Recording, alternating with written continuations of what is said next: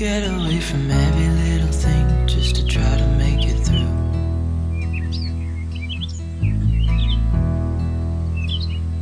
I've been thinking about my options, every detail in my head, but it doesn't really matter, nothing matters, so I cry instead.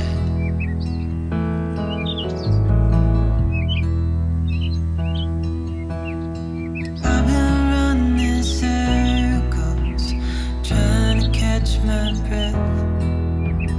I've been trying everything I can, but I ain't got nothing left.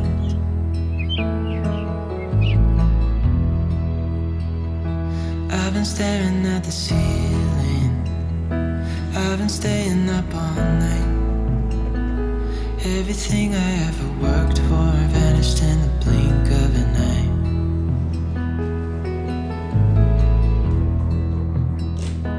I've been asking every question, 'cause I haven't got a clue. Why's it gotta be me? What the hell am I supposed to do?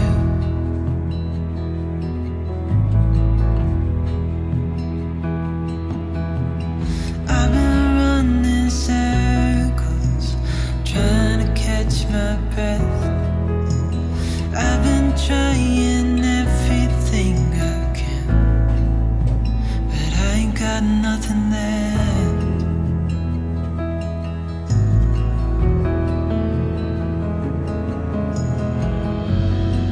And I know there's so much more to this life, but it's hard to see it clearly. Yeah, I tried my best, but nothing turns out right. God, I need you now so dearly, 'cause I've been running circles, trying to catch my breath. I've been trying everything I can, but I ain't got nothing left. Hi guys, kamusta? Kamusta tayo lahat dyan? Tara, mag-lunch muna tayo at ako'y gutom na. Anong oras na ba? 2:30 na guys, so kailangan natin kumain. So ito lang binili ko for lunch. Party sandwich. Dahil wala na akong time pumunta doon sa Filipino restaurant para kumain. Ano kasi ngayon, short staff ang company namin, so maraming mga linagay sa schedule ko na ibang pasyente. So yung time ko guys, diretso, tapos let's say 7 to 8, and then 8 to 9, then 9 to 10, then 10 to 11, then 11 to 12. There's no gap. As in walang gap. Diretso yung trabaho ko hanggang alas 2:30 guys. So dumaan na lang ako sa grocery dyan, malapit. Dahil wala lang time. So mamaya na tayo magkwentuhan ng sobrang malas ko ngayong araw. So disaster guys for me. So kainan muna natin para malakas tayo. So mag party sandwich tayo guys. Tara, kain po. Yan party sandwich.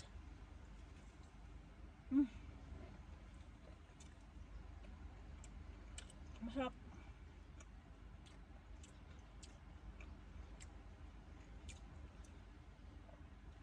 May halong ano siya,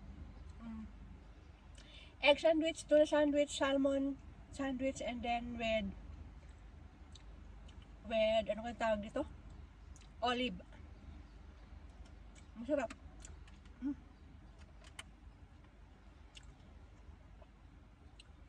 Yan oh. May olive siya.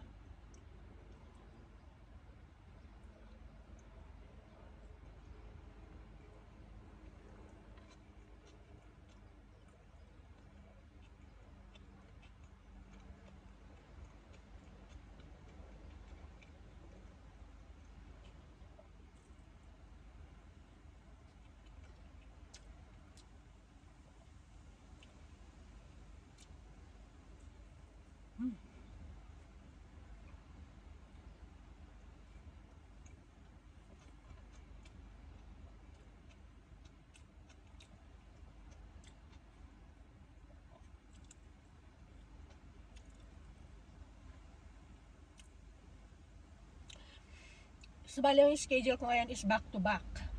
As in, wala time. So, ginawa ko para magkaroon ako ng lunch break. Pinaspasan ko yung isang pasyente na nagpaano lang siya, nagpatimplang kape. Timplang kape, saka niready ko yung lunch niya mamaya. Lunch, dinner. So, yun lang. Ayaw naman niya maligo. So, yun lang ginawa ko. Sabi ko, is there anything else? Sabi ko na kailangan kong gawin. Sabi niya, no more. That's all. You can go. So, maaga ko guys, nakauwi. At bumili nito para kumain. Sunod ko na naman alas 3:30. Kaya may time pa ako na kumain ng relax. Crazy day talaga today.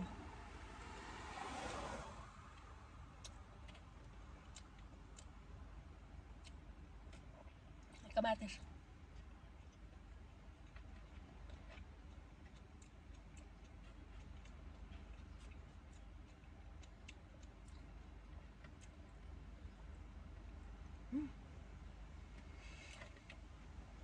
Sarap. Paborito to dati ng yung inaalaga ko na matanda, yung private care, party sandwich. Oh my gosh.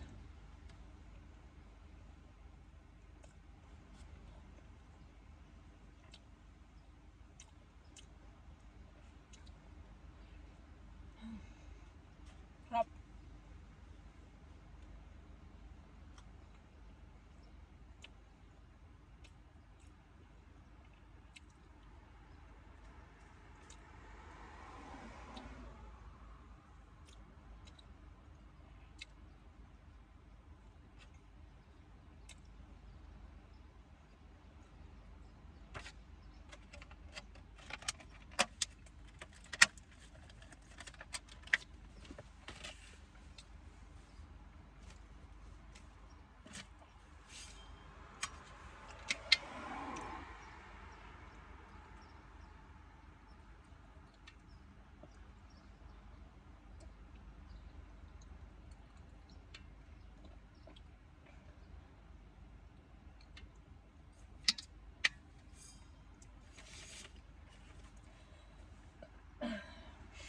Solve.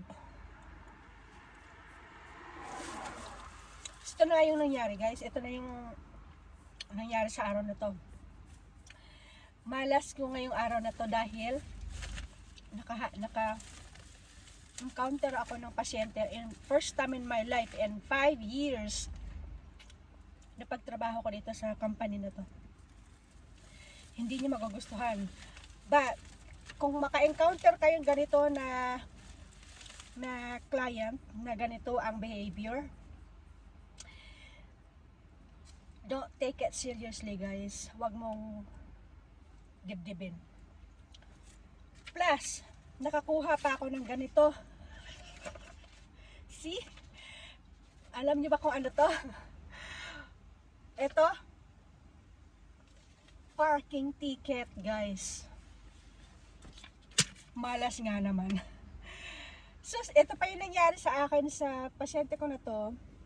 Sa daming na-receive ko na mga F-word sa kanya. Plus, ganito, paglabas ko sa building, sa apartment niya, pagdating ko sa parking lot, itong bungungad sa dashboard ko. What the heck, sabi ko. Binasa ko kung magkano. 45 guys, for parking illegally in a private place. What? Oh my gosh. Sabi, kasalanan ko naman kasi hindi ako nag-approach doon sa property manager na mag-ask ako kung pwede mag-park na free kasi ang pasyente ko ay nasa taas sa building mismo nila. Sabi ko sa sarili ko, sabi ko no need na siguro mag-ask kasi dito din naman nakatira yung client ko sa building na to, di ba? Ba't nagkamali ako guys? So ito na nga yung bumungad sa harapan ng dashboard ko. So ito yung nangyari. So itong pasyente na to guys is first time sa listahan ko dahil yung PSW na kahawak sa kanya is nag out of vacation. So nilagay sa listahan ko ngayon. Oh my gosh. Nag-start pala ako ng pinapagawa niya. I'm staying for 2 hours sa kanya. 2 hours. So 2 hours din yung miserable na natanggap ko sa kanya. So guys, grabe. Na siya, bedridden. So para bang yung sinusulit niya yung oras niya sa'yo na dahan-dahan, kunin mo yung grapes sa ref, sa fridge, dalhin mo dito. Maya-maya kumakain na siya, binigay ko. Maya-maya naman, linisin mo yung lagayan ko ng urine, yung urine container kasi nga bedridden na siya guys at as in overweight, so staying in bed, it cannot go standing up nicely by her own. So medyo wobbly siya kaya natatakot siyang mag-fall. So nasa bed lang siya. Oh my goodness.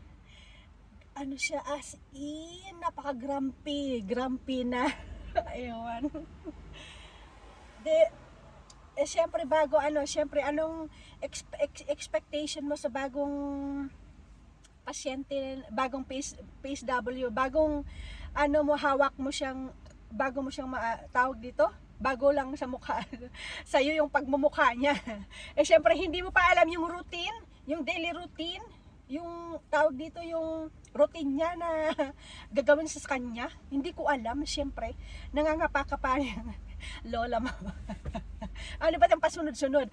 Ito pa, nahirap ako kumilos sa sa unit niya dahil punong-puno ng kung ano-anong abobot yung bahay, guys.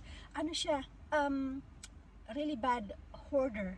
Kumbaga, packrat siya, guys. Ang dami siyang hinuhoard na mga gamit, na mga bagay-bagay sa loob ng ng unit. Halos wala nang madaanan yung tao. Holy cow. So sabi ko, nasaan dito ang diaper mo? Nasaan dito yung hahanapin mo talaga?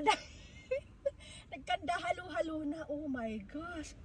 Ito na naman, naka-receive na naman ako ng swearing. Tapos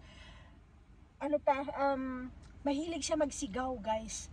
So medyo matataranta-taranta ka sa kasisigaw. May trauma pa naman din ako sa sigaw.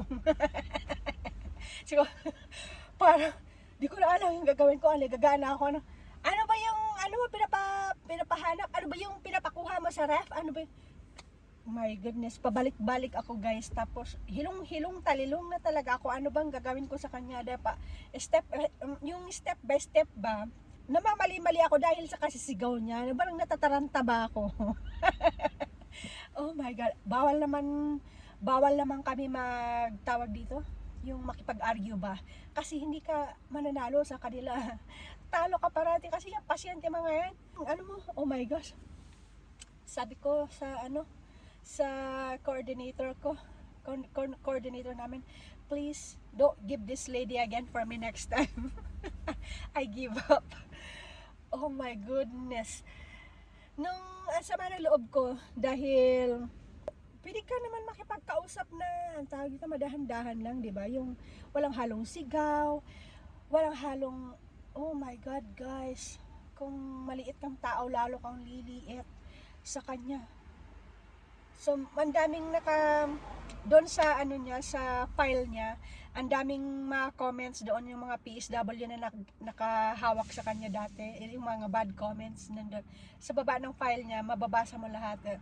She's very demanding, ganon-ganon. Tawag dito. She's going to be really upset if you did not make her routine in bed. So yun na nga yung nangyari sa akin, guys. Oh my gosh, I don't wanna, sabi ko ayoko na siyang hawakan next time. Umayaw na talaga ako, guys. Sabi ko, di bali na mawalan ako ng oras, basta wag lang siya ilagay sa akin.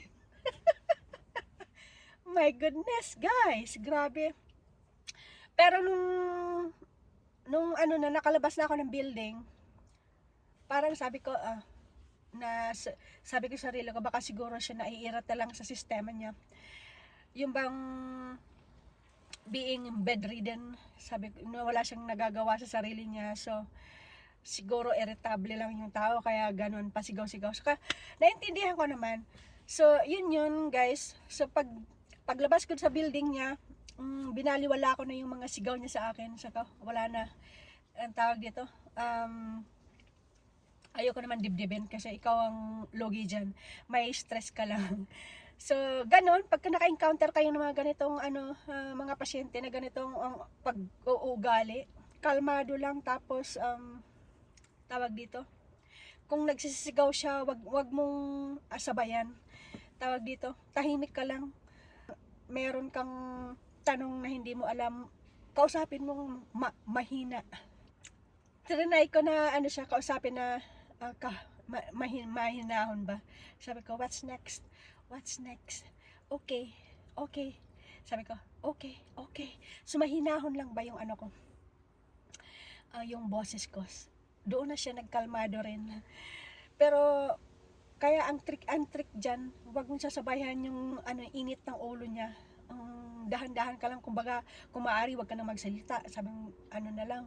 Sabi ko sa sarili ko, first time lang naman kita hahawakan ngayong araw na to, that's it. Plus, ito pa bumungad sa harapan ko, sa dashboard, pagdating ko, nakita ko pa nga yung naglagay ng, tawag dito, yung lalaki naglagay ng naglagay nito sa dashboard ko. Oh my, sabi ko, another. Sabi ko, ay, di bali na, bayaran ko na lang. Ayokong sayangin yung oras ko. Bayaran ko na lang, $45. Oh my God. So, yun guys. First time makareceive ng parking ticket sa residential area, private residential area, kung saan doon nakatira ang pasyente ko. So, that's all. Tawag dito, di ko na dinibdib, baka mamaya ma-stress pa ako. Sabi ko, bayaran ko na lang.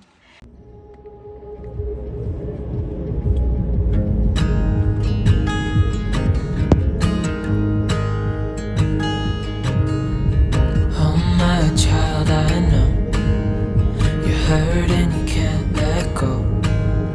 It's not your fault and you don't deserve all the bad and the hurt.